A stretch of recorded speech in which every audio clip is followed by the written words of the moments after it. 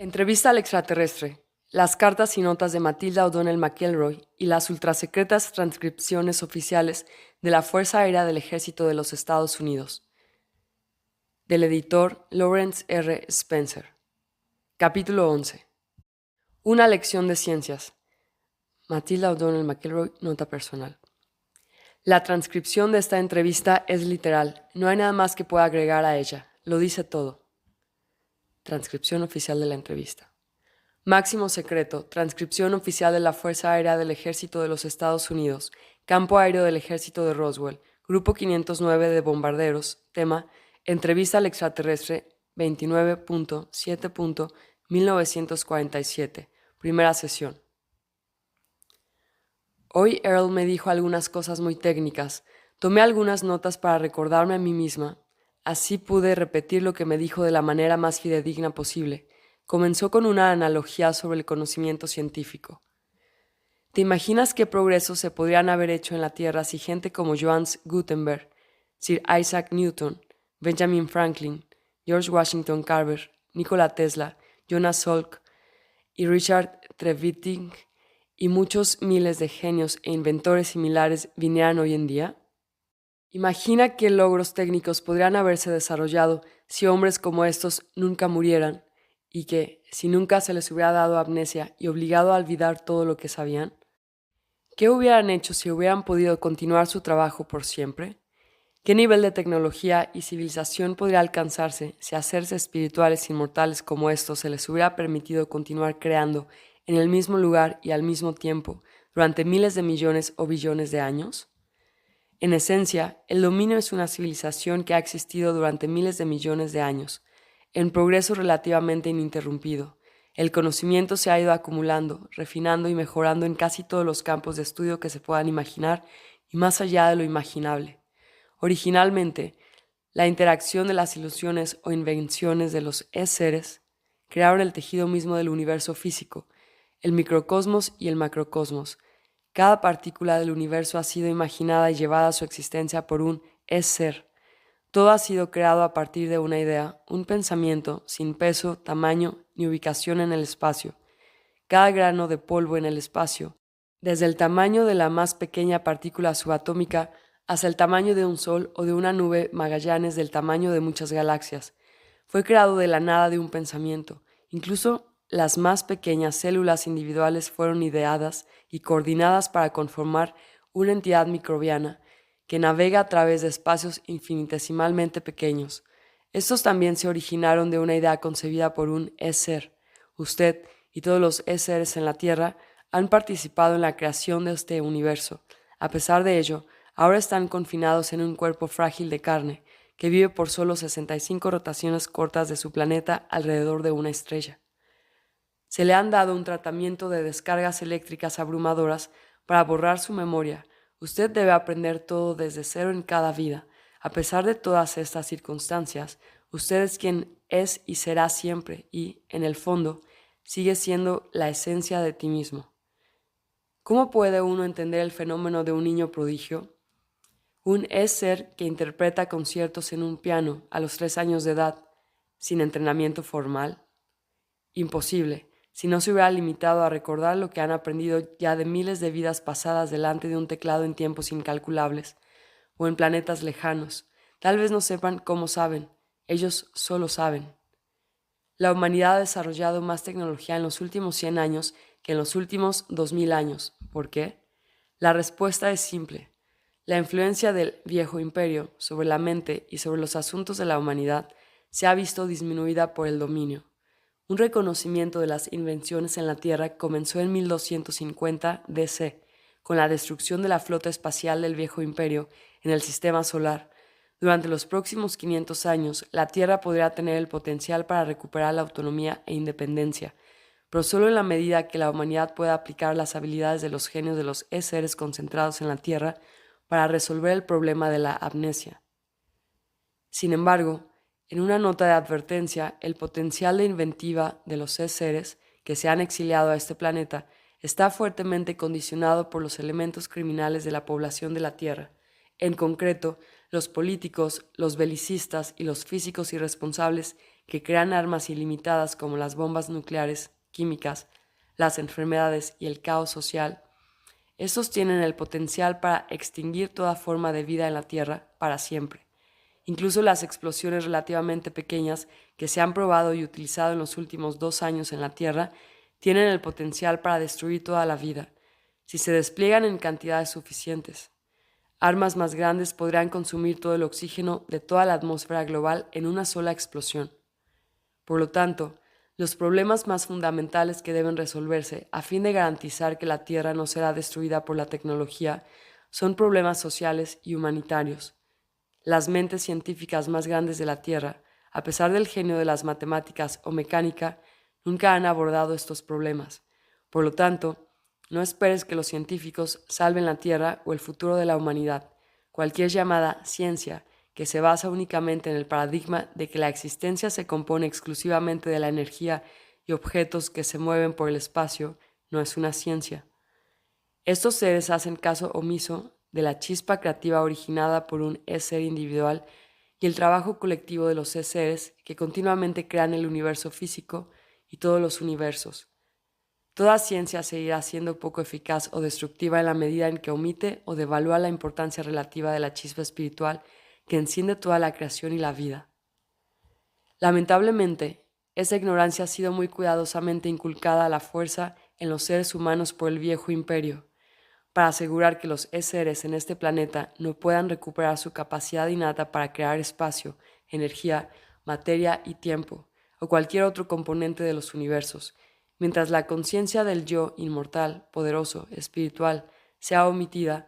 La humanidad seguirá siendo encarcelada hasta el día de su propia autodestrucción y olvido. No confía en el dogma de las ciencias físicas sobre el dominio de las fuerzas fundamentales de la creación, más de lo que confiarías en los conjuros de un chamán quemando incienso. El resultado neto de ambos es atrapamiento y el olvido. Los científicos pretenden observar, pero solo suponen que ellos ven y los llaman hecho. Al igual que el ciego, un científico no puede aprender a ver hasta que él se dé cuenta de que está ciego. Los hechos de las ciencias de la Tierra no incluyen la fuente de la creación, incluyen solo el resultado o el subproducto de la creación. Los hechos de la ciencia no incluyen ninguna memoria de la experiencia existencial pasada y casi infinita.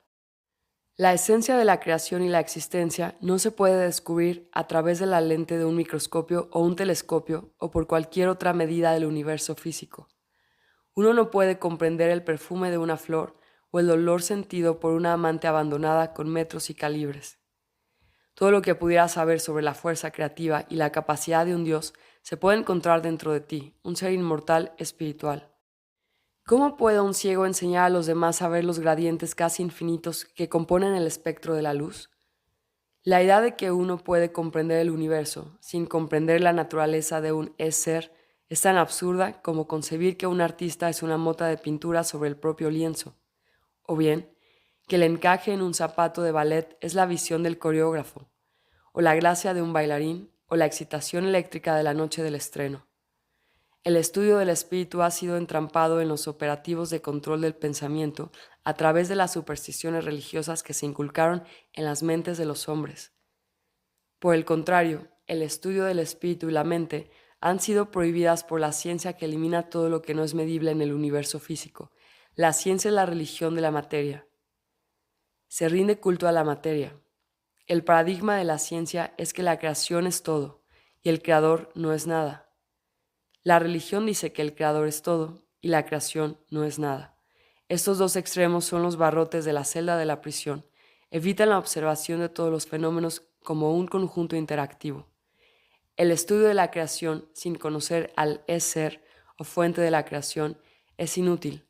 Cuando se navega hasta los bordes del universo concebido por la ciencia, al final se cae en un abismo de oscuridad, una fuerza implacable de espacio desapasionado y sin vida. En la Tierra se les ha convencido de que los océanos de la mente y el espíritu están llenos de monstruos horribles, macabros y que te comen vivo si te atreves a aventurarte más allá del rompeolas de la superstición.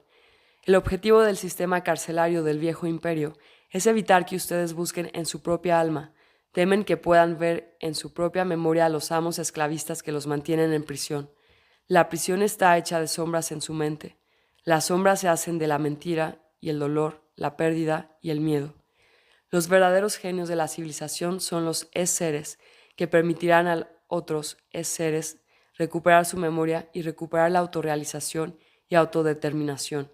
Este problema no se resuelve mediante la aplicación de la regulación moral en la conducta o mediante el control de los seres a través del misterio, la fe, drogas, armas o cualquier otro dogma de una sociedad de esclavos, y ciertamente no a través de la utilización de descargas eléctricas y órdenes hipnóticas. La supervivencia de la Tierra y de cada ser en ella dependen de la capacidad de recuperar la memoria de las habilidades que se han acumulado a través de los trigenios para recuperar la esencia de uno mismo. Este tipo de arte, ciencia o tecnología nunca ha sido concebida en el viejo imperio. De lo contrario, no habrían recurrido a la solución que los trajo a su condición actual en la Tierra. Esta tecnología tampoco ha sido jamás desarrollada por el dominio. Hasta hace poco, la necesidad de la rehabilitación de un ser con amnesia no había sido necesaria. Por lo tanto, nadie ha trabajado en la solución de este problema. Hasta ahora, por desgracia, el dominio no tiene ninguna solución que ofrecer. Algunos oficiales de la Fuerza Expedicionaria del Dominio han asumido la responsabilidad de proporcionar la tecnología a la Tierra durante su tiempo fuera de servicio. Estos oficiales dejan su cuerpo de muñeca en la estación espacial y, como seres, asumen o se hacen cargo de un cuerpo biológico en la Tierra. En algunos casos, un oficial puede permanecer en servicio al mismo tiempo que habita y controla otros cuerpos. Esta es una empresa muy peligrosa y aventurera. Se requiere un ser muy capaz para llevar a cabo esa misión y regresar a la base con éxito. Uno de los agentes que hicieron esto hace poco, sin dejar de atender a sus deberes de oficiales, fue conocido en la Tierra como el inventor de la electrónica, Nikola Tesla. Es mi intención, aunque no es parte de las órdenes de mi misión, ayudarles en sus esfuerzos para avanzar en el progreso científico y humanitario en la Tierra. Mi intención es ayudar a otros seres a ayudarse a sí mismos, con el fin de resolver el problema de la amnesia en la Tierra. Necesitarán de la tecnología más avanzada, como así también de una estabilidad social que permita dedicar el tiempo suficiente a la investigación y al desarrollo de técnicas para liberar a los seres del cuerpo y liberar la mente de los seres de la amnesia. Aunque el dominio tiene un interés de largo plazo en mantener la Tierra como un planeta útil, no tiene ningún interés particular en la población humana de la Tierra, además de su propio personal aquí. Estamos interesados en la prevención de la destrucción, así como en acelerar el desarrollo de tecnologías que sustenten las infraestructuras de la biosfera, la hidrosfera y la atmósfera. Con este fin, ustedes descubrirán, tras un examen muy cuidadoso y minucioso, que mi nave espacial contiene un amplio espectro de tecnologías que todavía no existen en la Tierra. Si ustedes distribuyeran piezas de esta nave a varios científicos para su estudio, ellos serán capaces de realizar ingeniería inversa de algunas de las tecnologías en la medida en que la Tierra tenga las materias primas necesarias para replicar estos componentes. Algunas características serán indescifrables, otras características no pueden ser duplicadas en la Tierra por no tener los recursos naturales necesarios para replicarse. Esto es especialmente cierto en el caso de los metales utilizados para la construcción de la nave. No solo estos metales no existen en la Tierra, sino que el proceso de refinación necesario para producir estos metales tomó miles de millones de años en desarrollarse. También es esto cierto para el sistema de navegación que requiere de un ser cuya propia longitud de onda personal haya sido especialmente sintonizada con la red neuronal de la nave. El piloto de la nave deberá poseer un grado muy alto de voluntad, energía, disciplina, formación y conocimiento para manipular a una de esas naves. Los seres en la Tierra no son capaces de esta experiencia, ya que requiere del uso de un cuerpo artificial creado específicamente para este propósito. Algunos científicos individuales de la Tierra, entre los cuales se encuentran las mentes más brillantes de la historia del universo, verán dispararse sus recuerdos de esta tecnología cuando examinen los componentes de la nave, así como algunos de los científicos y físicos en la Tierra han sido capaces de recordar cómo volver a crear generadores eléctricos, motores de combustión interna, la locomotora de vapor, la refrigeración, los aviones, los antibióticos y otras herramientas de su civilización. También redescubrirán las tecnologías vitales en mi nave, Los siguientes son los sistemas específicos integrados en mi nave que contienen componentes útiles. 1. Existen una gran variedad de cables o fibras microscópicas dentro de las paredes de la nave que controlan cosas como las comunicaciones, almacenamiento de información, función del ordenador y de navegación automática. 2. El mismo cableado es utilizado para la detección y visión del espectro luminoso visible, como así también de ondas por encima del infrarrojo y por debajo del ultravioleta. 3. Los tejidos del interior de la nave son muy superiores a cualquiera de los de la Tierra en este momento y tienen cientos o miles de aplicaciones. 4. Ustedes también encontrarán mecanismos para crear, ampliar y canalizar las partículas de luz o las ondas como una forma de energía. Como oficial, piloto e ingeniero de las fuerzas del dominio, no estoy en libertad de discutir o comunicar la aplicación detallada o la construcción de la nave en modo alguno, con excepción de lo que acabo de dar a conocer. Sin embargo, estoy seguro de que hay muchos ingenieros competentes en la Tierra que desarrollarán una tecnología útil con estos recursos. Hago entrega de estos detalles a ustedes con la esperanza de que el mayor bien del dominio será servido. Capítulo 12. Una lección sobre inmortalidad. Matilda O'Donnell McElroy, nota personal. Creo que la siguiente transcripción se explica por sí misma.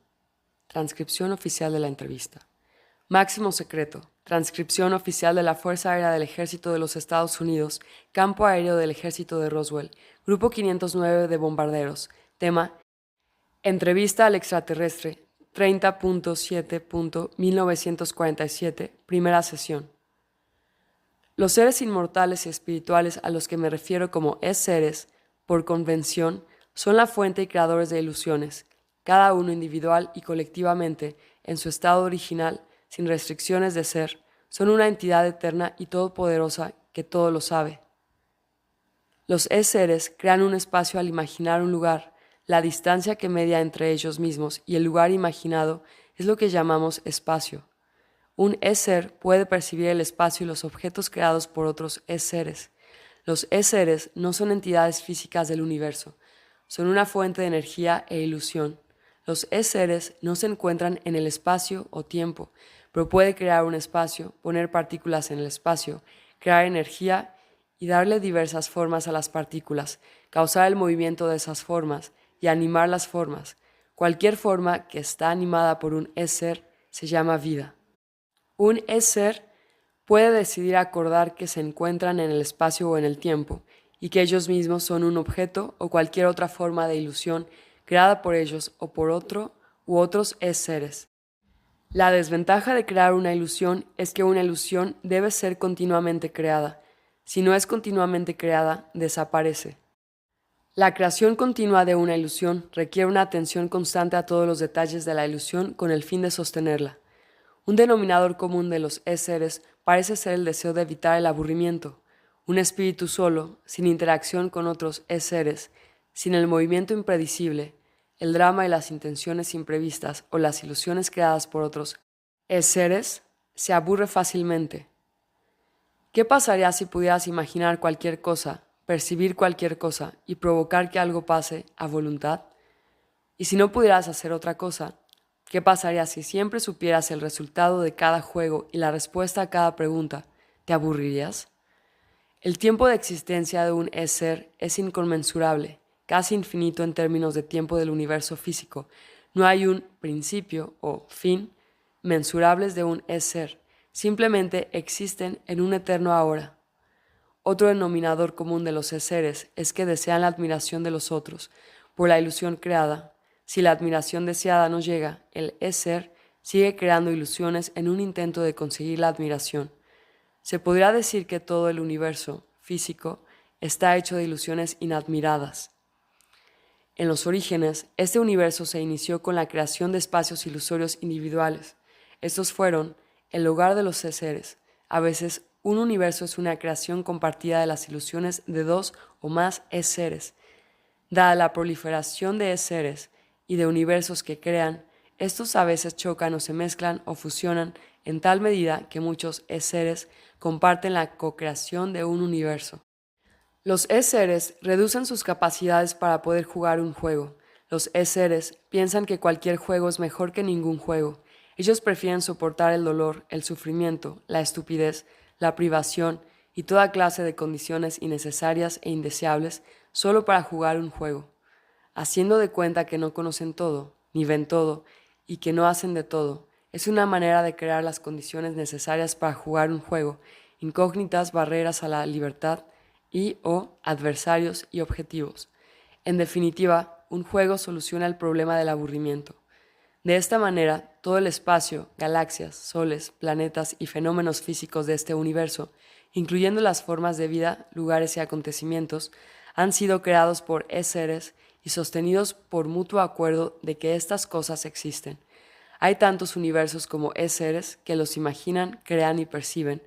Cada uno existe al mismo tiempo dentro de su propia continuidad. Cada universo es creado usando su propio conjunto único de reglas, según se hayan imaginado, modificado, conservado o destruido por uno o más seres que lo crearon. El tiempo, la energía, los objetos y el espacio, tal como se definen en términos del universo físico, pueden o no existir en otros universos. El dominio existe en tales universos, como así también en el universo físico. Una de las reglas del universo físico es que la energía se puede crear, pero no destruir. Así, el universo se mantendrá en expansión mientras haya seres que sigan inyectando más energía al mismo. Es casi infinito. Es como una línea del montaje de automóviles que nunca deja de funcionar y ninguno de los coches termina su vida útil. Cada ser es básicamente bueno. Por lo tanto, un ser no disfruta haciéndoles a otros seres nada que ellos mismos no quisieran experimentar. Para un ser no existe una norma inherente de lo que es bueno o malo, correcto o incorrecto, feo o bello. Estas ideas se basan en la opinión de cada ser. El concepto más cercano que el ser humano tiene para describir a un ser es el de un Dios, que todo lo sabe, es omnipotente e infinito. Entonces, ¿cómo un Dios podría dejar de ser un Dios? Solo fingen no saberlo. ¿Cómo se podría jugar al escondite si siempre se supiera dónde está escondida la otra persona? Finges no saber dónde están escondidos los otros jugadores para poder ir a buscarlos. Así es como los juegos fueron creados. Solo has olvidado que estabas fingiendo. De este modo, los seres quedan atrapados y esclavizados en el interior de un laberinto de su propia invención. ¿Cómo se puede crear una jaula, encerrarse uno mismo dentro de una jaula, tirar la llave y olvidar que hay una llave o una jaula, y olvidar que hay un adentro o afuera, e incluso olvidar que hay un yo?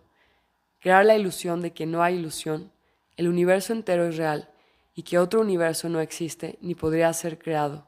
En la Tierra, lo que la propaganda ha enseñado y acordado es que los dioses son responsables y que los seres humanos no son responsables. Se han enseñado que solo un Dios puede crear universos. Por lo tanto, la responsabilidad de cada acción se le asigna a otro ser o un Dios, nunca a uno mismo. Ningún ser humano asume la responsabilidad personal por el hecho de que ellos mismos, individual y colectivamente, son dioses. Este simple hecho es la trampa en que cae cada ser. Capítulo 13. Una lección sobre el futuro. Matilda O'Donnell McElroy, nota personal. Creo que esta transcripción también habla por sí misma. Transmití la comunicación de Earl lo más fielmente posible. Mis oficiales superiores se mostraron muy alarmados por las posibles implicaciones militares de lo que Earl dijo en esta entrevista. Transcripción oficial de la entrevista. Secreto máximo. Transcripción oficial del Ejército de los Estados Unidos. Fuerza Aérea del Campo Aéreo del Ejército de Roswell. Grupo de Bombarderos 509. Tema: Entrevista al extraterrestre. 31.7.1947, primera sesión. Es mi convicción personal que la verdad no debe ser sacrificada en el altar de la conveniencia política, religiosa o económica. Como oficial, piloto e ingeniero del dominio, es mi deber proteger el bien del dominio y sus posesiones. Sin embargo, no podemos defendernos contra las fuerzas de las cuales no somos conscientes. El aislamiento de la Tierra respecto del resto de la civilización me impide hablar de muchos temas con ustedes en este momento. Razones de seguridad y protocolo me impiden revelar sino solamente los lineamientos generales de los planes y actividades del dominio. Sin embargo, puedo darle algunos datos que pueden serle de utilidad. Debo volver a mis funciones asignadas en la estación espacial ahora. Les he proporcionado tanta ayuda como me siento éticamente en condiciones de ofrecer, teniendo en cuenta los requisitos y las limitaciones de mis deberes como oficial, piloto e ingeniero de las fuerzas del dominio. Por lo tanto, voy a partir, como es ser, de la Tierra en las próximas 24 horas. Nota del editor. Los siguientes párrafos parecen ser varias observaciones personales hechas por Matilde a la mecanógrafa con respecto a su entrevista con Earl. Lo que esto significa es que Earl dejará su cuerpo de muñeca con nosotros, ya que su nave está irreparablemente dañada. Nosotros podremos examinar, analizar y estudiar el cuerpo a voluntad. Ella ya no lo necesita, ni tampoco tiene ningún sentimiento personal o apego a él, ya que otros cuerpos están disponibles para su uso. Earl estima que no hay en el cuerpo alguna tecnología que sea de utilidad para los científicos de la Tierra.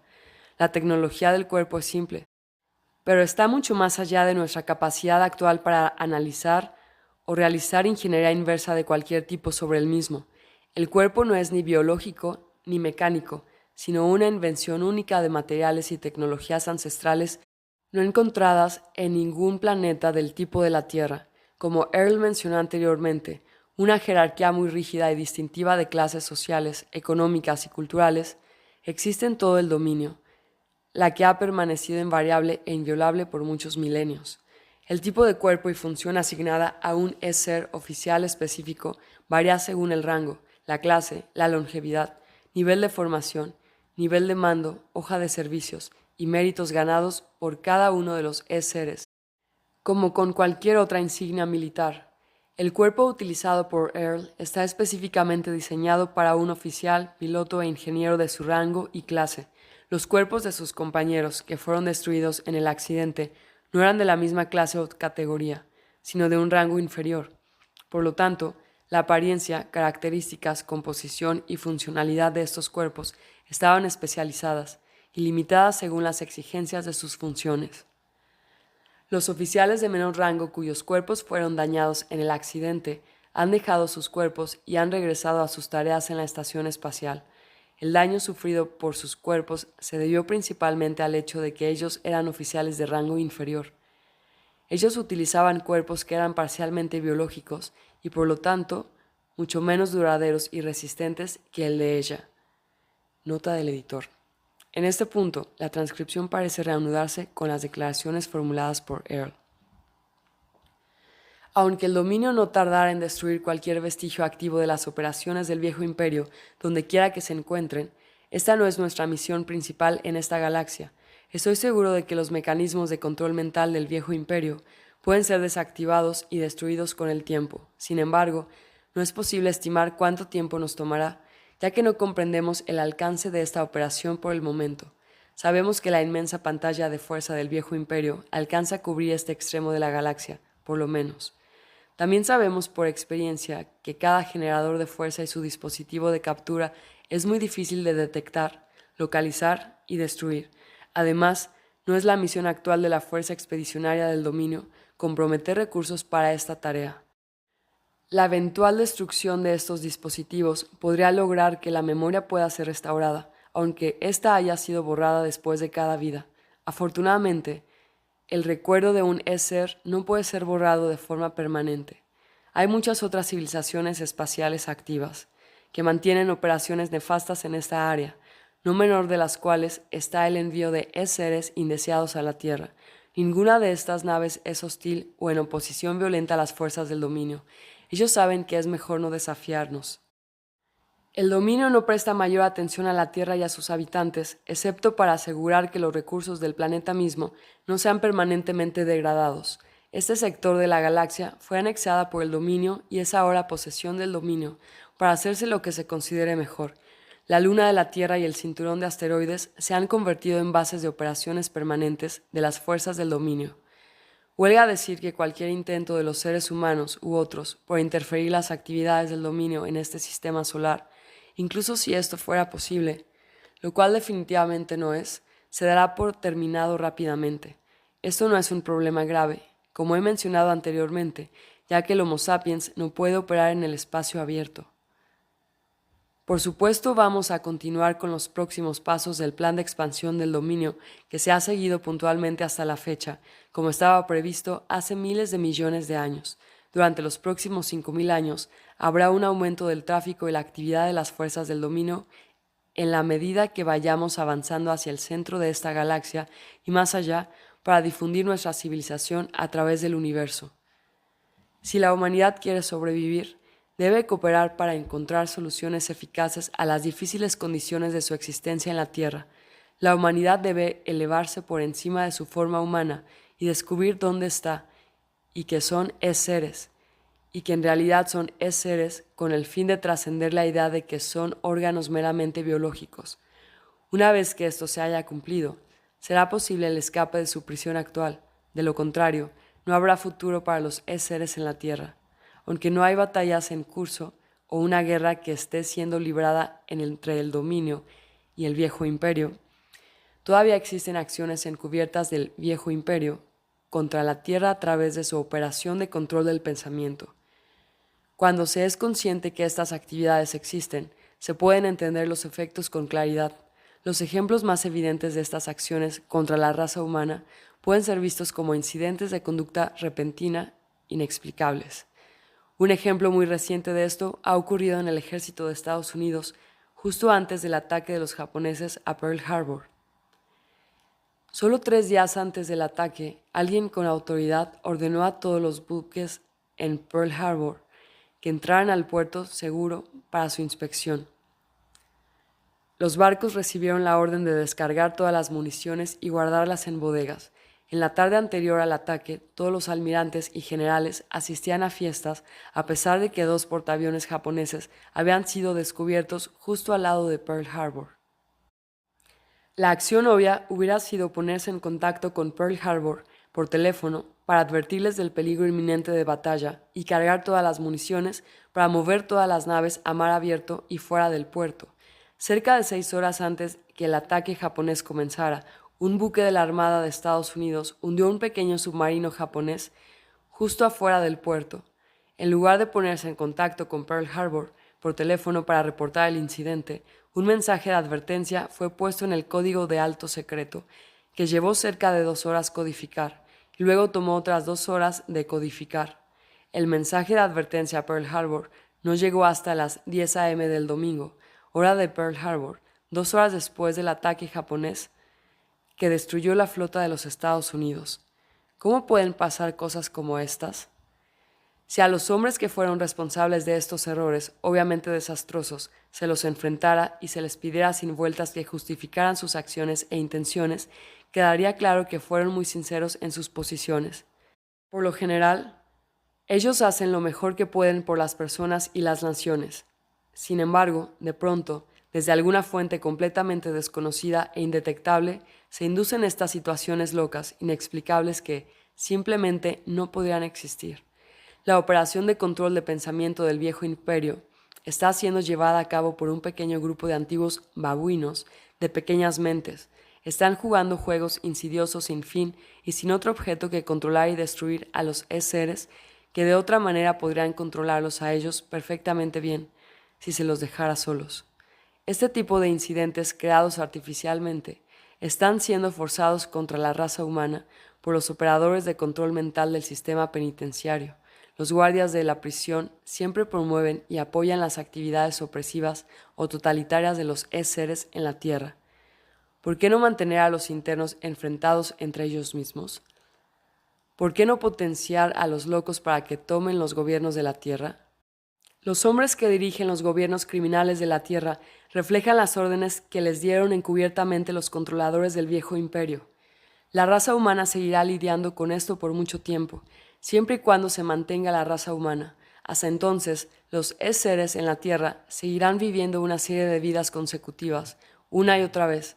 Los mismos seres que vivieron durante el ascenso y la caída de las civilizaciones de la India, China, Mesopotamia, Grecia y Roma son los organismos que habitan en la actualidad en Estados Unidos, Francia, Rusia, África y en todo el mundo. En cada vida, el ser es enviado de vuelta una y otra vez para comenzar desde cero, como si la nueva vida fuera la única vida que jamás haya vivido. comienzan de nuevo en el dolor, la miseria y el misterio. Algunos seres han sido transportados a la Tierra más recientemente que otros. Algunos seres han estado en la Tierra solo unos pocos cientos de años, por lo que no tienen experiencias personales con las civilizaciones anteriores de la Tierra. No tienen experiencia de haber vivido en la Tierra, así que no podrían recordar una vida anterior aquí. Incluso si su memoria se hubiera restaurado, podrían, sin embargo, recordar vidas que vivieron en otros lugares, en otros planetas y en otros tiempos. Otros han estado aquí desde los primeros días de Lemuria. En cualquier caso, los seres de la Tierra están aquí para siempre, hasta que puedan romper el ciclo de amnesia y vencer las trampas electrónicas creadas por sus captores para liberarse. Debido a que el dominio también tiene 3000 de sus propios seres en cautiverio en la Tierra, tiene un interés en la solución de este problema. Este problema nunca ha sido encontrado ni efectivamente resuelto antes en el universo. Por lo que ellos saben, ellos continuarán sus esfuerzos para liberar a los seres de la Tierra, donde y cuando sea posible, pero requerirá tiempo de desarrollar una tecnología sin precedentes y la diligencia para hacerlo. Nota del editor. La siguiente declaración es un comentario de Matilda. Creo que es el sincero deseo de Earl, como un ser a otro, que el resto de nuestra eternidad sea lo más agradable posible. Capítulo 14. Earl revisa las transcripciones de las entrevistas. Matilda Donnell McElroy, nota personal. Poco después de terminar de contar la entrevista previa con Earl al taquígrafo, fui llamada con urgencia de la oficina del comandante de la base. Fui escoltada por 4 policías militares fuertemente armados. Cuando llegué, me pidieron que tomara asiento en una enorme sala convertida en oficina y equipada con una mesa de reuniones y sillas. En la oficina estaban varios dignatarios que ya había visto varias veces en la galería. Reconocí a algunos de ellos porque eran hombres famosos. Me presentaron a estos hombres, que incluían secretario de la Fuerza Aérea del Ejército Symington, el general Nathan Twining, el general Jimmy Doolittle, el general Vandenberg y el general Nordstadt. Para mi sorpresa, Charles Lindbergh también estaba en la oficina. El secretario Symington me explicó que el señor Lindbergh estaba allí como consultor del jefe del Estado Mayor de la Fuerza Aérea de los Estados Unidos. Hubo varios otros hombres presentes en la sala que no se presentaron. Supongo que estos hombres eran los ayudantes personales de los oficiales o agentes de algún servicio de inteligencia. Toda esta atención repentina, no solo por el secretario y los generales, sino de personas tan famosas en el mundo como el señor Lindbergh y el general Doolittle, me hizo darme cuenta de la vital importancia de mi papel como intérprete de Earl. Según esto era visto a través de los ojos de los demás. Hasta ese entonces, yo no era realmente consciente de ello, excepto en un sentido periférico. Supongo que esto era porque estaba tan absorta en los detalles de esta situación extraordinaria. De repente, empecé a comprender la magnitud de mi papel. Creo que la presencia de estos hombres en esa reunión estaba dirigida, en parte, a impresionarme con este hecho. El secretario me remarcó que no me pusiera nerviosa. Dijo que yo no estaba en problemas. Me preguntó si yo pensaba que el extraterrestre estaría dispuesto a responder a una lista de preguntas que habían preparado. Explicó que estaban muy ansiosos por descubrir muchos detalles más sobre Earl, el disco volador, el dominio y muchos otros temas que Earl había revelado en las transcripciones de las entrevistas. Por supuesto, ellos estaban interesados principalmente en cuestiones relativas a la seguridad militar y la construcción del disco volador. Yo les dije que estaba muy segura de que Earl no había cambiado su opinión acerca de responder a las preguntas, puesto que nada había cambiado que podría hacer que ella confiara en las intenciones de los hombres en la galería. Le repetí que Earl ya había comunicado todo lo que ella estaba dispuesta y estaba en libertad de discutir. A pesar de ello, insistieron en que le preguntara a Earl una vez más si quería responder a las preguntas, y, si la respuesta seguía siendo no, yo debía preguntarle si estaría dispuesta a leer las copias de las transcripciones escritas de mis traducciones, entre comillas, de las entrevistas. Querían saber si Earl verificaría que mi comprensión y traducción de las entrevistas era correcta. Ya que Earl podía leer inglés con gran fluidez, el secretario preguntó si se les podría permitir observar por sí mismos, mientras Earl leyera las transcripciones y verificara que estuvieran correctamente escritas. Ellos querían que ella escribiera en una copia de la transcripción si las traducciones eran correctas o no, y tomar notas de todo lo que no fuera preciso en las transcripciones. Por supuesto, yo no tenía más remedio que obedecer las órdenes e hice exactamente lo que el secretario solicitó. Me dieron una copia de las transcripciones con una hoja para ser firmada, la que debería darle a Earl. Después que Earl terminara la revisión, yo debía pedirle que firmara la portada, testificando que todas las traducciones en las transcripciones eran correctas o en su versión enmendada por ella. Una hora más tarde entré en la sala de interrogatorios, como se me indicara, con las copias de las transcripciones y la página de firmas para darle a Earl, mientras los miembros de la galería, incluyendo los generales, y el señor Lindbergh también, supongo, y otros, miraban a través del cristal de la sala de la galería. Fui a mi asiento habitual a una distancia de entre 1.20 metros y 1.50 metros de Earl. Le presenté el sobre con las transcripciones a Earl y le pasé las instrucciones que había recibido del secretario telepáticamente. Earl me miró y miró el sobre sin aceptarlo. Earl dijo: si usted los ha leído y ellos son exactos en su opinión, no hay necesidad que yo también los revise. Las traducciones son correctas. Usted puede decirle a su comandante que usted ha transmitido fielmente un registro de nuestra comunicación. Le aseguré a Earl que yo los había leído y eran transcripciones exactas de todo lo que conté a la mecanógrafa de la transcripción. ¿Va a firmar la página de portada entonces?, le pregunté. No, no lo haré, dijo Earl. ¿Puedo preguntarle por qué no?, le dije. Yo estaba un poco confundida sobre por qué ella no estaba dispuesta a hacer una cosa tan simple.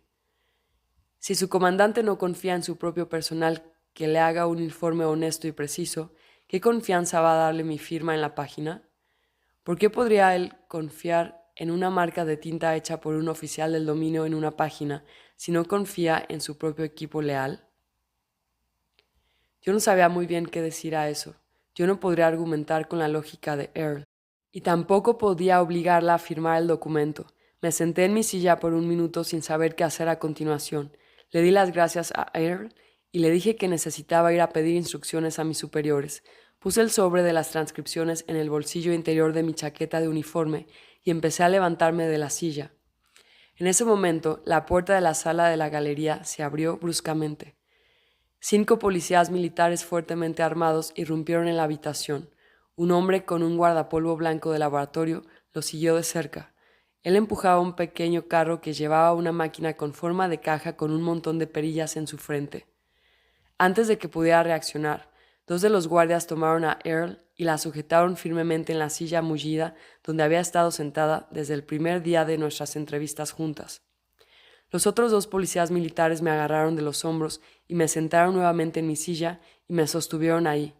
El otro PM estaba directamente frente a Earl, apuntándola directamente con un fusil, a no más de 6 centímetros de su cabeza.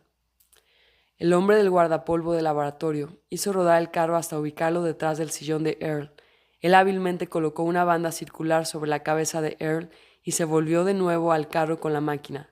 De repente gritó la palabra despejar. Los soldados que sostenían a Earl la soltaron.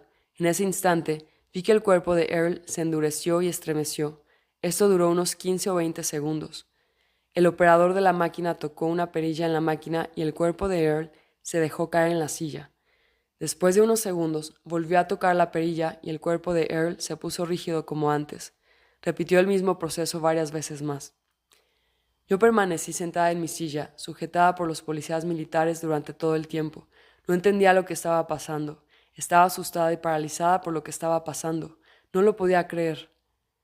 Después de unos minutos, varios otros hombres vistiendo guardapolvos de laboratorio entraron en la habitación. Examinaron brevemente a Earl, que ahora estaba desplomada e indiferente en la silla. Se murmuraron algunas palabras el uno al otro. Uno de los hombres saludó a la ventana de la galería. Una camilla fue inmediatamente traída a la sala, llevada rodando por 2 asistentes. Estos hombres levantaron el cuerpo inerte de Earl a la camilla, la ataron por su pecho y brazos y se la llevaron afuera de la habitación. Yo fui inmediatamente escoltada por los policías militares y desde la sala de entrevistas fui llevada directamente a mi habitación, donde me encerraron mientras estos permanecieron de guardia frente a la puerta. Después de una media hora, alguien llamó a la puerta de mi habitación. Cuando abrí, el general Twining entró, junto con el operador de la máquina en guardapolvo blanco de laboratorio. El general me presentó al hombre como el doctor Wilcox. Me pidió que los acompañara. Salimos de la habitación, seguidos por los guardias. Después de varios giros y vueltas a través del complejo, entramos en una pequeña habitación donde estaba Earl sobre la camilla de ruedas. El general me dijo que Earl y el dominio fueron considerados una amenaza militar muy grande para los Estados Unidos. Earl había sido inmovilizada, de modo que no pudiera salir y volver a su base, como ella dijo que iba a hacer en la entrevista. Sería un riesgo muy grave para la seguridad nacional permitirle a Earl que informara lo que había podido observar durante su tiempo en la base. Por lo tanto, se había decidido que una acción decisiva era necesaria para prevenir esto. El general me preguntó si yo entendía por qué esto era necesario. Le dije que sí, aunque yo, ciertamente, no estaba de acuerdo en lo más mínimo en que hubiera alguna necesidad y, desde luego, no estaba de acuerdo con el ataque sorpresa a Earl y a mí en la sala de entrevistas. Sin embargo, no dije nada de esto al general porque tenía mucho miedo de lo que podría pasarme si yo hubiera protestado por Earl. El doctor Wilcox me pidió que me concentrara en la camilla y me parara junto a Earl. Earl yacía quieto e inmóvil en la cama. Yo no sabía si estaba viva o muerta. Algunos otros hombres de guardapolvo blanco, que supuse eran también médicos, estaban en el lado opuesto de la cama. Ellos habían conectado dos equipos de monitoreo a la cabeza de Earl, a los brazos y el pecho. Reconocí uno de estos dispositivos por mi formación como enfermera quirúrgica y era una máquina de EEG, electroencefalograma, que se utiliza para detectar actividad eléctrica del cerebro. El otro dispositivo era un detector de signos vitales típicos de habitación de hospital, que yo sabía que sería inútil ya que Earl no tenía un cuerpo biológico. Pie de página. El doctor Wilcox me explicó que él le había administrado una serie de leves electroshocks a Earl en un intento de someterla por el tiempo suficiente para permitir a las autoridades militares evaluar la situación y determinar qué hacer con Earl. Me pidió que intentara comunicarme con Earl telepáticamente.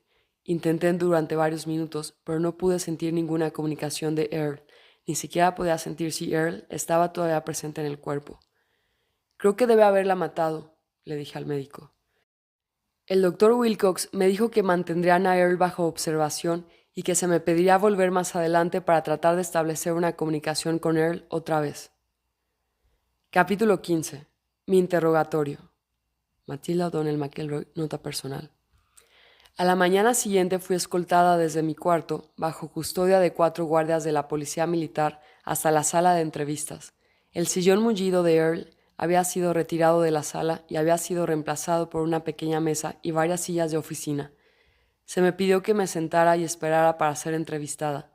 Después de unos minutos, el doctor Wilcox entró en la oficina junto con otro hombre que vestía un traje de negocios común. El hombre se presentó como John Reed. El doctor Wilcox me explicó que el señor Reed había volado desde Chicago a pedido de mis superiores para hacerme un test de detección de mentiras. Mi expresión de sorpresa ante esta afirmación fue tan evidente que el doctor Wilcox se dio cuenta de que fui obviamente sorprendida y ofendida por la insinuación de que yo hubiera mentido alguna vez sobre alguna cosa.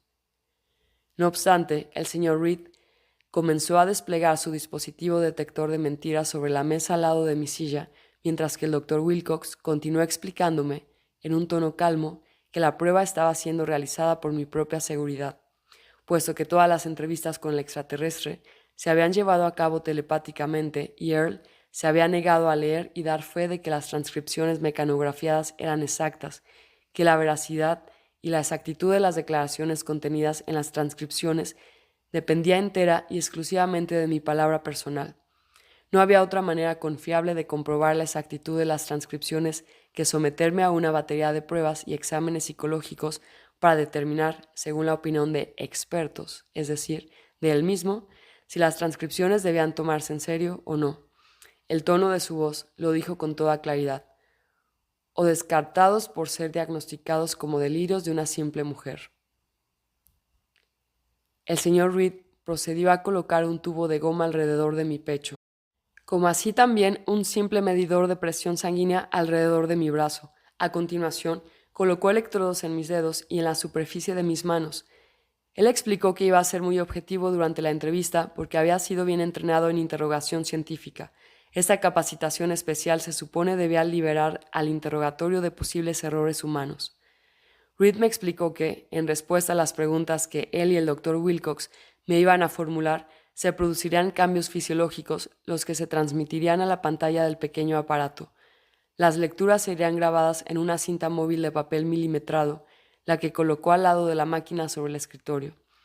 Los gráficos paralelos en el papel serán interpretados y correlacionados por el señor Reed con la asistencia experta del Dr. Wilcox para determinar si yo estaba mintiendo o no. Tanto el señor Reed como el Dr. Wilcox me hicieron una serie de preguntas inocuas para empezar, lo que fue avanzando en un interrogatorio más puntual sobre mis entrevistas con Earl. Esto es lo que recuerdo de las preguntas. ¿Cuál es su nombre? Matilda O'Donnell, contesté. ¿Cuál es su fecha de nacimiento?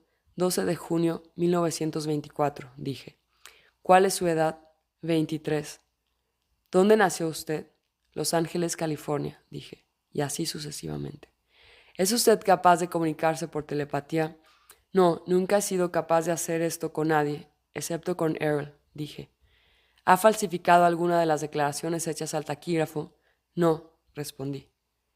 ¿Ha imaginado o inventado con o sin intención alguna de las comunicaciones que usted afirmó tener con el extraterrestre? No, por supuesto que no, le dije. ¿Está usted deliberadamente tratando de engañar a alguien? No. ¿Está usted tratando de obstaculizar esta prueba? No. ¿De qué color son tus ojos? Azules. ¿Es usted católica? Sí. ¿Le diría a su párroco en una iglesia católica confesional las mismas historias que le dictó al taquígrafo aquí en la base? Sí. ¿Está tratando de ocultar algo de nosotros? No, nada. ¿Cree usted en todo lo que el extraterrestre le comunicó a usted? Sí. ¿Se considera ser una persona crédula? No. Las preguntas continuaron de esta manera durante más de una hora. Finalmente, fui desconectada de la máquina polígrafo y se me permitió regresar a mi habitación, todavía bajo la custodia de los guardias. En la tarde regresé a la sala de entrevistas. Esta vez la mesa fue sustituida por una camilla de hospital. El Dr. Wilcox estaba acompañado por una enfermera de planta en esta ocasión.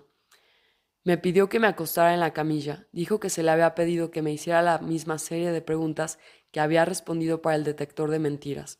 Esta vez, sin embargo, yo respondería a las preguntas bajo los efectos del suero de la verdad, conocido como pentotal sódico.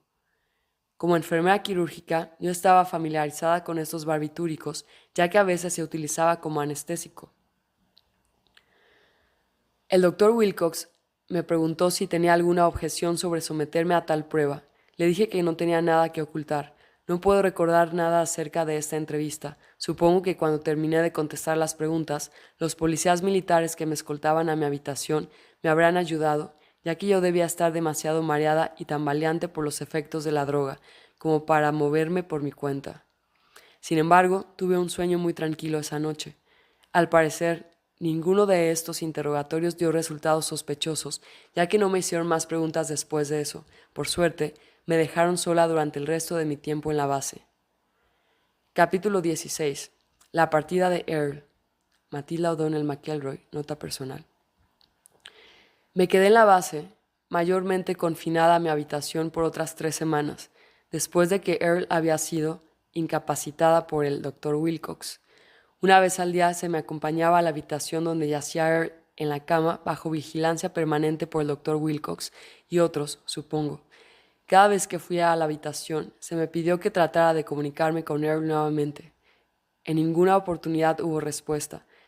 Esto me entristeció mucho. A medida que pasaban los días, me fui angustiando y convenciendo cada vez más que Earl estaba muerta, si esa es la palabra adecuada para ello. Todos los días volvía a leer las transcripciones de mis entrevistas con Earl en busca de una pista que me pudiera recordar algo o ayudarme de alguna manera a restablecer la comunicación con Earl. Todavía tenía en mi poder el sobre con las copias de las transcripciones que le pidieron a Earl que firmara. A día de hoy no entiendo por qué nadie me ha pedido que las devolviera. Supongo que con tanta emoción se olvidaron de las copias de las transcripciones. Yo tampoco ofrecí devolverlas. Las mantenía ocultas bajo el colchón de mi cama todo el tiempo que permanecí en la base, y las he mantenido conmigo desde entonces. Usted será el primero en ver estas transcripciones.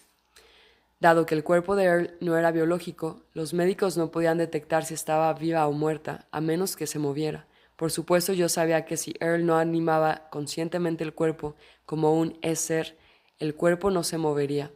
Le expliqué esto al doctor Wilcox. Se lo expliqué varias veces. Cada vez, él me sonrió condescendientemente y me dio unas palmaditas en el brazo y me dio las gracias por intentarlo de nuevo. Al final de la tercera semana, me dijo el doctor Wilcox que mis servicios ya no serían necesarios porque el ejército había decidido trasladar a Earl a una instalación militar médica más grande y segura que estaba mejor equipada para hacer frente a la situación. No dijo nada sobre la ubicación de la instalación. Esa fue la última vez que vi el cuerpo de muñeca de Earl. Al día siguiente recibí órdenes escritas, firmadas por el general Twining. Las órdenes decían que yo había terminado mi servicio militar a Estados Unidos y estaba oficialmente eximida de futuros deberes y que iba a recibir un licenciamiento honorable y una pensión militar generosa. También sería trasladada por los militares y se me daría una nueva identidad con los documentos apropiados. Junto con las órdenes, había un documento que debía leer y firmar. Era un juramento de confidencialidad. El lenguaje del documento estaba plagado de legalismos, pero el punto estaba muy claro para mí. Yo jamás debía hablar de cualquier cosa con cualquier persona alguna sobre cualquier cosa que hubiera visto, oído o experimentado durante mi servicio en el ejército, bajo pena de muerte por acto de traición contra los Estados Unidos de América. Al final resultó que me pusieron en un programa de protección de testigos del gobierno federal, solo que yo iba a ser protegida por el gobierno contra el gobierno. En otras palabras, mientras yo me quedara tranquila, podía permanecer con vida. A la mañana siguiente me pusieron en un avión pequeño de transporte militar y fui trasladada a un destino de reubicación. Después de ser trasladada a varios lugares por periodos cortos, al final terminé en Glasgow, Montana, cerca de Fort Peck. La noche previa a mi embarque en el avión de transporte, mientras yacía en la cama rememorando todo el asunto y me preguntaba qué habría pasado con Earl, de repente oí la voz de Earl. Me senté de golpe en mi cama y encendí la luz de la mesita de noche. Miré alrededor de la habitación frenéticamente durante unos segundos. Entonces me di cuenta que era Earl, el ser. Su cuerpo no estaba en la habitación conmigo, por supuesto, y no era necesario. Ella dijo, «Hola». El tono de su pensamiento era claro y amigable. Era sin duda Earl. No tenía la menor duda acerca de eso. Pensé, «Earl, ¿estás todavía aquí?» Ella respondió que estaba aquí, pero no en un cuerpo en la tierra. Ella había regresado a su destino en la base del dominio cuando el médico y los guardias nos atacaron en la sala de entrevistas. Estaba complacida de percibir que yo estaba bien y que yo iba a ser liberada sana y salva. Me preguntaba cómo había escapado de ellos. Me preocupaba que la pudieran haber perjudicado a Earl con la máquina de electroshock. Earl dijo que ella fue capaz de salir del cuerpo antes de que el choque eléctrico fuera administrado y así evitar la corriente eléctrica a través del cuerpo. Quería dejarme saber que ella estaba a salvo y que no me preocupara por ella. Me sentí muy aliviada, por decirlo menos. Le pregunté a Earl si volvería a verla de nuevo. Earl me aseguró que ambas somos seres, no somos cuerpos físicos. Ahora que ella me había situado en el espacio y el tiempo, siempre estaríamos en comunicación. Earl me deseó lo mejor y mi comunicación con ella terminó por el momento. Postdata de la señora McElroy. Nota del editor. El siguiente mensaje estaba dentro de un sobre separado con la leyenda «Leer al final», junto con la carta original, las transcripciones y las otras notas de las explicaciones que he recibido en el sobre de la señora McElroy. Eso es lo que decía el mensaje. Los otros documentos en este sobre son el final de la historia, en cuanto a lo sucedido en 1947. Sin embargo, varios meses después que el gobierno me trasladara a mi destino final de reubicación, continué mi comunicación con Earl con cierta regularidad. Han pasado casi exactamente 40 años desde el accidente de Roswell. Desde entonces se ha hecho obvio para mí que he sido capaz de comunicarme telepáticamente con Earl, por una razón. Yo soy uno de los 3000 miembros del Batallón Perdido. A esta altura, todos los miembros del Batallón Perdido ya han sido localizados en la Tierra, como resultado de la misión Anunnaki del dominio y del abuso del dispositivo de detección del árbol de la vida. A través de mi comunicación con Earl, he recuperado parte de mi memoria de la vida que he pasado en la Tierra durante los últimos 8000 años. La mayoría de estos recuerdos no son especialmente importantes en comparación con el largo camino de los acontecimientos que lo precedieron, pero ha sido un escalón necesario hacia la recuperación de mi conciencia y la capacidad como es ser. También puedo recordar algunas manchas oscuras de mi vida en la fuerza expedicionaria del dominio. Yo era una enfermera allí también. En su mayor parte he sido enfermera una y otra vez a lo largo de los siglos.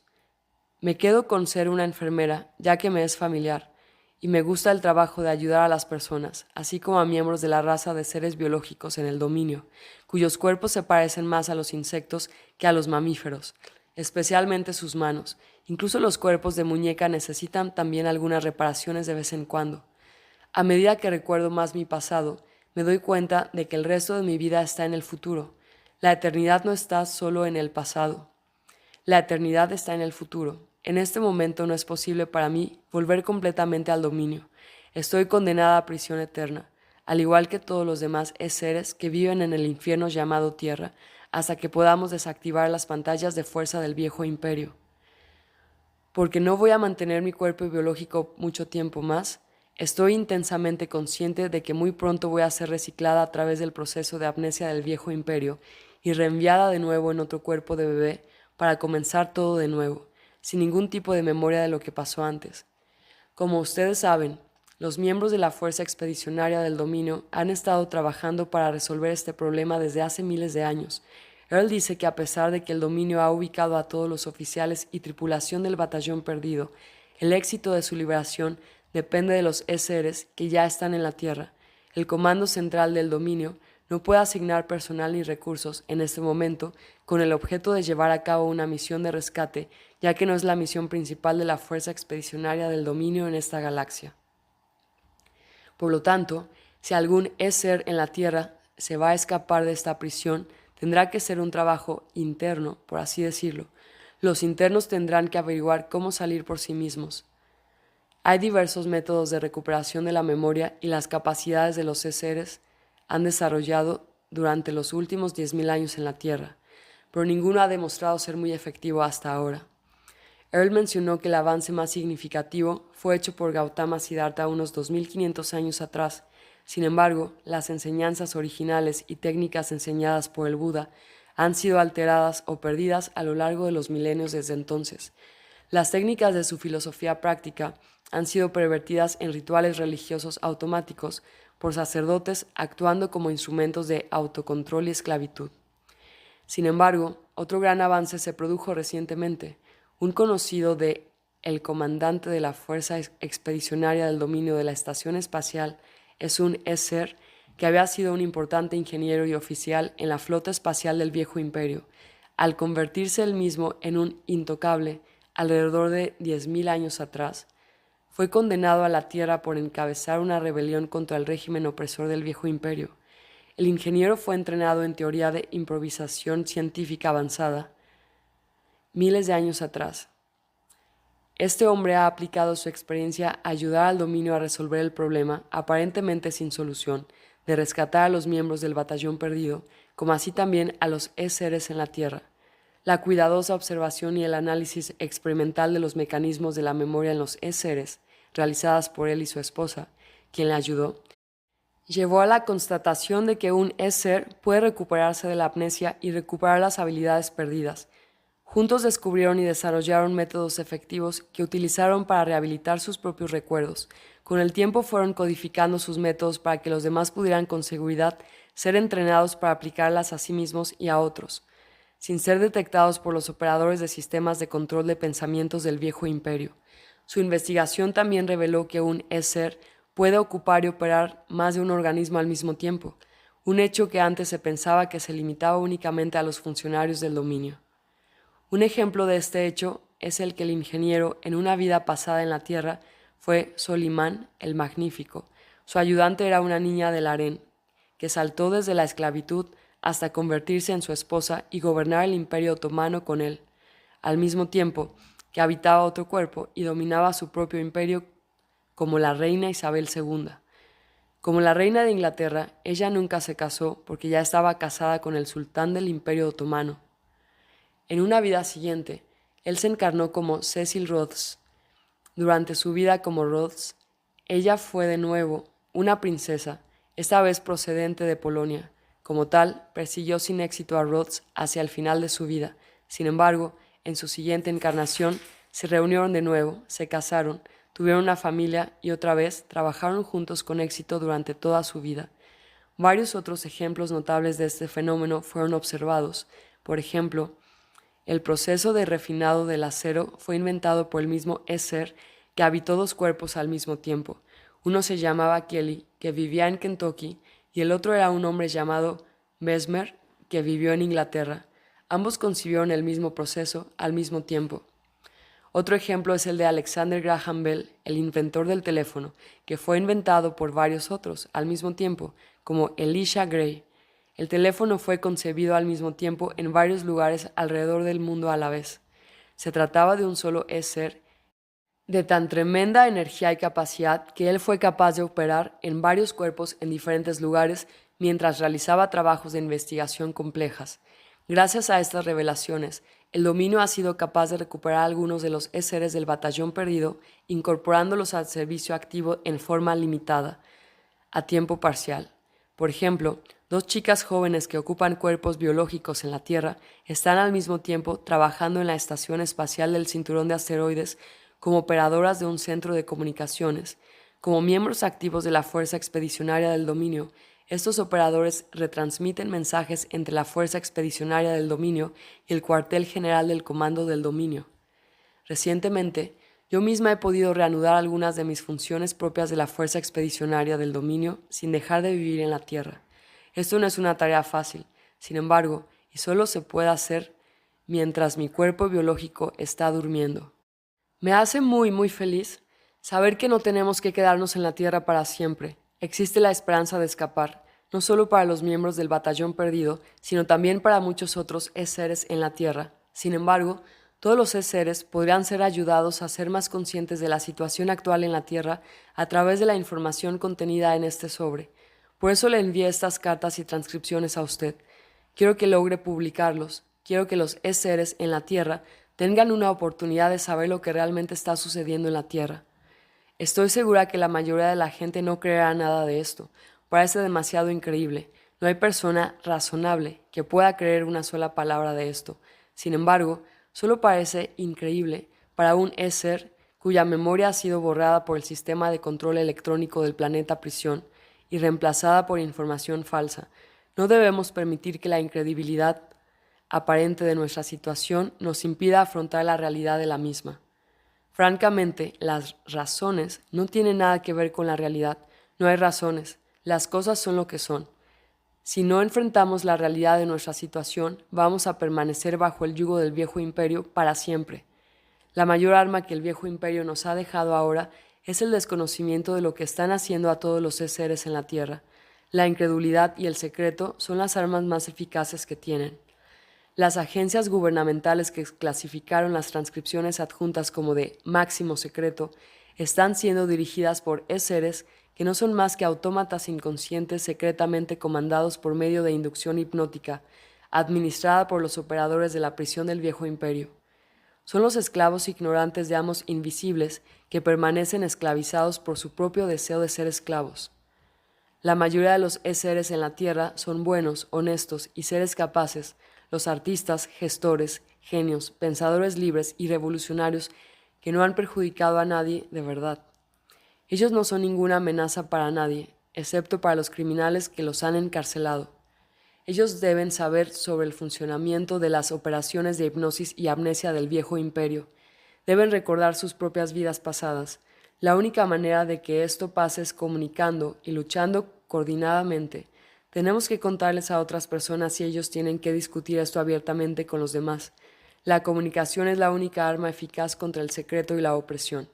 Es por eso que le estoy pidiendo que cuente esta historia. Por favor, comparta estas transcripciones con tanta gente como sea posible. Si a la gente de la Tierra se le dice lo que realmente está pasando aquí, Tal vez empiecen a recordar quiénes son y de dónde vinieron. Por ahora, podemos empezar nuestra propia liberación y rescate por medio de las palabras.